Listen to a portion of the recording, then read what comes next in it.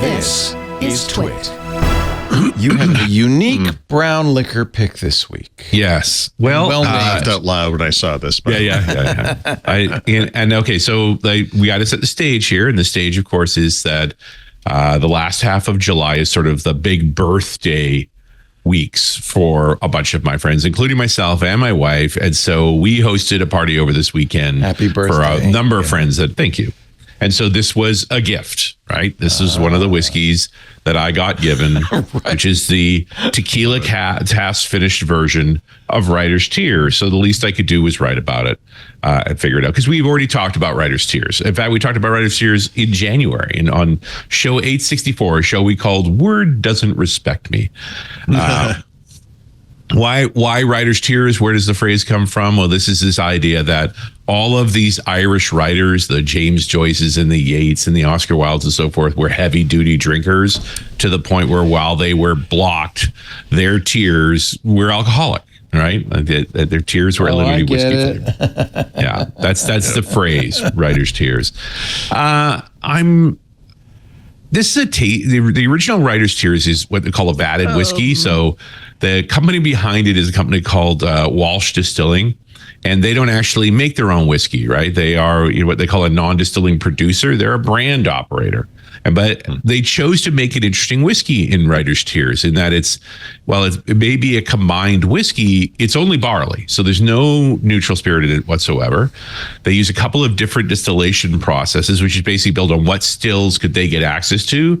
So they use the whiskey is actually a combination of 40% triple distilled single malt, which is likely from the Cooley distillery, and 60% triple distilled pot stills likely from the New Middleton distillery.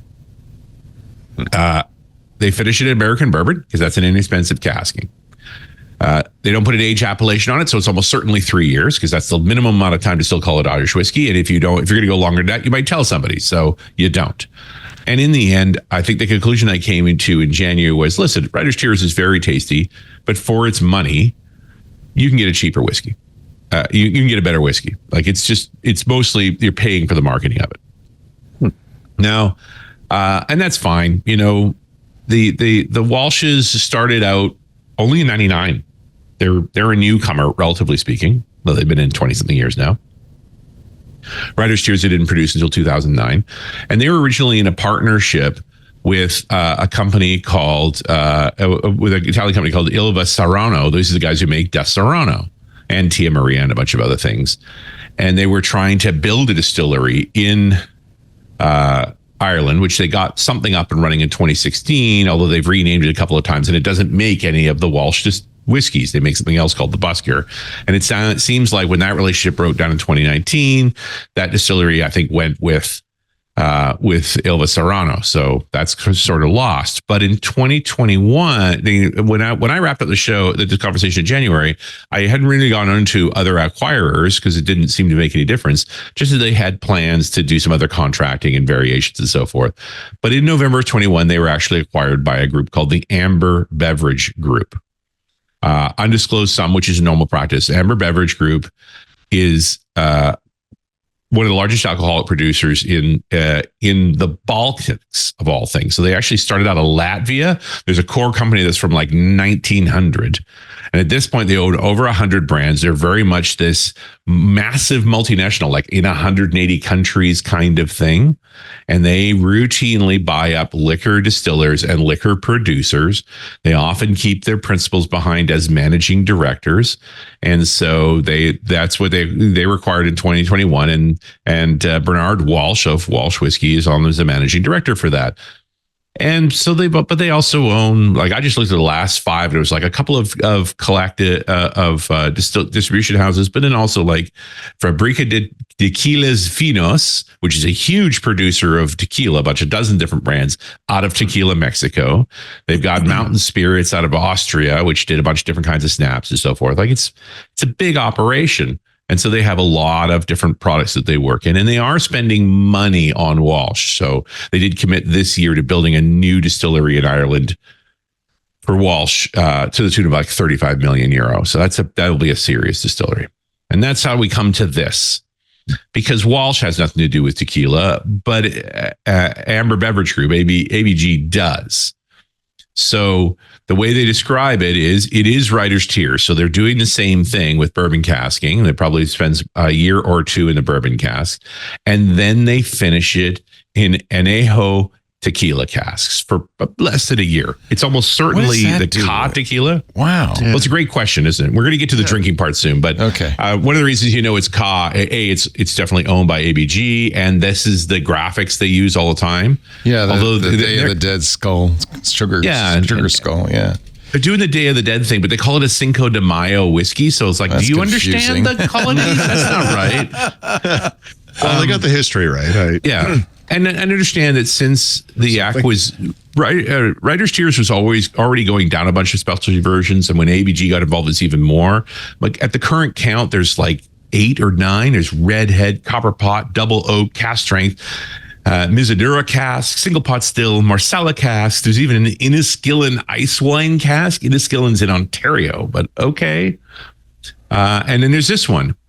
And if you look at the link I provided is actually the press release, which I loathe, but that's the way it is because it's ABG that's promoting it, not Walsh Whiskey. And it's actually what I would call, and most whiskey people call, a duty-free whiskey. Right? They signed the deal with That's right. They sold it to the Loop, which is the Dublin duty-free service. And okay. Listen, in general, I do not buy whiskey at duty frees. If it's a normal whiskey, it's not that inexpensive, or it's one of these special editions, which are designed because you need a gift, or that you don't know enough whiskey to so you buy the pretty bottle. Right? That's the game. And this is $150 at 47%. Oh, that's not right. Good. Yeah, it's crazy. So I mean, it looks like whiskey. It's brown. It looks like it's got no burn. Oh man, that is damning with faint praise, as we say. It is weirdly sweet, and it's got kind of a late finish on it. So the sweetness is the. I think it. Well, remember, it's only had it's had 9 months in a tequila barrel, right? Yeah. And by the way, a tequila barrel is an American oak barrel that's just had tequila in it, and if it's an anejo, then it's at least 2 years that it's had tequila in it. This is not great for $150. And just, I went and looked because, I do that for $150. Do you know what kind of whiskey Irish whiskey? You can buy a bottle of Yellow Spot for that. Yep. You can buy Redbreast 15 for $150. Like really very nice Irish whiskeys. Yep. And then go down from there. The Redbreast 12 is only $60. So is Green Spot, and heck, regular Writer's Tears is $42. Which, by the way, there's nothing wrong with that, except that it's actually a $25 whiskey. So why should you buy this? If you're a whiskey fan, the bottle's cool. The bottle's cool. Container of the bottle. No, you should. My point here: if you're a whiskey fan, you don't buy this. This is a whiskey that your friends buy you because they want to get you something you haven't had. Oh, yeah. And you only do that once. It's brutal, though. It's brutal. Just once, right? They should, because they're only going to buy you a whiskey you haven't had. So now they've done it. They won't do it to you again. You're not going to buy this. So you're saying this is a rite of passage that we just need to accept? Listen, my friend gave me this whiskey for my birthday. He meant well, but sometimes, No, and he did mean well, and he did his task, right? Which is to get something unusual. It's unusual, right? It's harmless, got a little heat, a little burn going on now that I've drank a little of it at lunchtime. But yeah, it's nothing profound. It's just a curiosity and a pricey one. Oh, right? Boy. So again, if you've got a friend who's had everything, and look, I would hate to buy whiskey for me. Like that's impossible. I mean, I'm just saying I'm a writer who spends a lot of time in Mexico. So the whole notion of this thing is intrinsically appealing. Yeah. Well, and except that I imagine that anybody from Mexico would look at this and go, why did you say Cinco de Mayo? Like what? They're like, I need you to sell your home and move right now. Yeah. Like just what are you doing? Yep. And it's not like there wasn't somebody down in Mexico that knew that. They bought a huge facility in tequila, right? Like those guys know. And by the way, those, done better. It's too bad. And COD Tequila makes a Day of the Dead tequila that are in skulls, right? It looks exactly like this, right? Like this graphic is exactly like the container is that 3D. But it's a Day of the Dead whiskey. Yes. Right. That's what it is. I suspect that there was an American involved who said, "Oh, we don't have anything to do with Day of the Dead." But Cinco de Mayo, that's a party. So, okay. The Mexican St. Patrick's Day. Yeah. Listen. In the United States. I think it's a very good idea. And I talked about this in the Black Carnitas, right? Yeah. It's also made in tequila. To age tequila in bourbon casks. I think that's a good idea. I don't think that it's a good idea to age whiskey in tequila casks. It seems like a bad thing. This is vodka in a crystal head, autographed by Dan Aykroyd. How much would you pay? Yikes. I mean, it's basically grain alcohol has been cut with water. Right? It's vodka. I mean, I'm sure I like the bottle, though. Money. Yeah, the bottle's great. And that's, the nature of vodka is that you have to sell it on marketing because you're not going to sell it on the taste of the product. That really doesn't do anything. Yeah. Right. Anyway. It feels like somebody's opened this. There seems like there's some missing.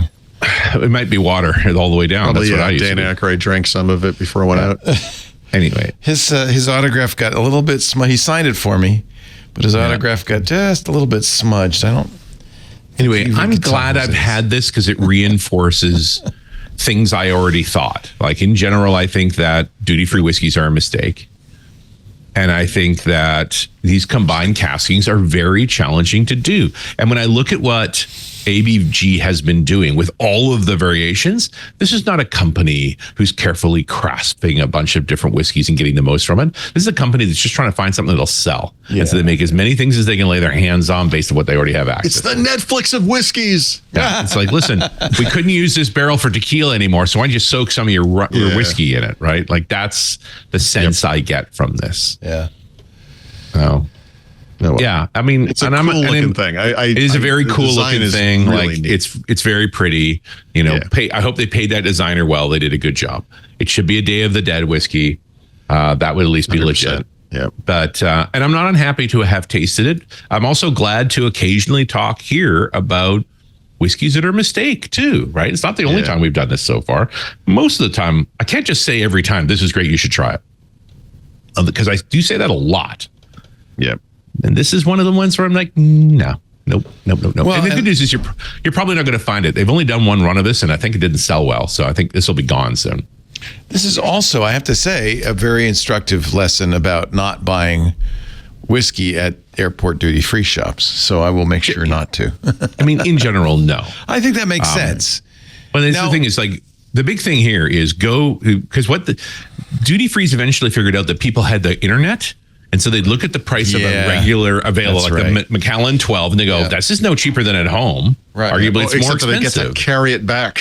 Yeah, no, so it's the same price and inconvenient. Right. And so then they started making editions that were only there. Yeah. Because then you didn't smart know. in its own ways. Yeah, smart in an evil way. Yeah, no, it is. So they can't look it up on the internet anyway. Yeah. Yeah. Well, the only place you look it up is it's only at the duty free, so it's exclusive, right? So, and that at least stabilizes the price. But it doesn't mean it's good. Because if it was good, you'd sell it in more places. This is like when you go to a restaurant and they're like, our special tonight is some fish thing. And you're like, you're trying to get rid of this, aren't you? Yeah. Like in general, the special is sell this before I feed it. Buy this before I feed it to an animal. This is about to go bad. We need to get rid of this. Yeah. Okay. That's why it has lots of sauce. It's special. So much you learn on this show. So much from Richard Campbell and Paul Thurrott.